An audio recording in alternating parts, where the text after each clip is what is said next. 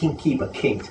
So it's such a sharp angle that the fluid from the stomach can't get back up to the esophagus. Whatever reason, maybe because you gained a little weight, maybe because of the anatomy that you're born with, it gets twisted open. So now you've got a direct connection between the esophagus and the stomach. So the esophagus therefore gets burned by gastric acid from the stomach that goes back upwards. When? Well, when you lie down at night, especially if there's a little bit of an angle there, you actually will get reflux of acid from the stomach into the esophagus. So what do you do about it? Well, first, if you can avoid eating a lot just before you go to bed, that helps because you don't have a full stomach with a lot of acid in it trying to digest food.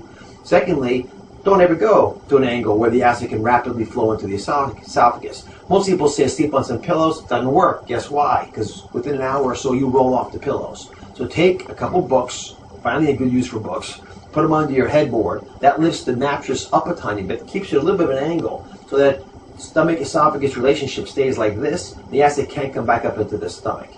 Another option for a lot of folks is taking medication that can reduce the amount of acid in the stomach, but I don't find those great for long-term use because you don't want to be taking a pill for the rest of your life. You want to deal with why this problem is happening.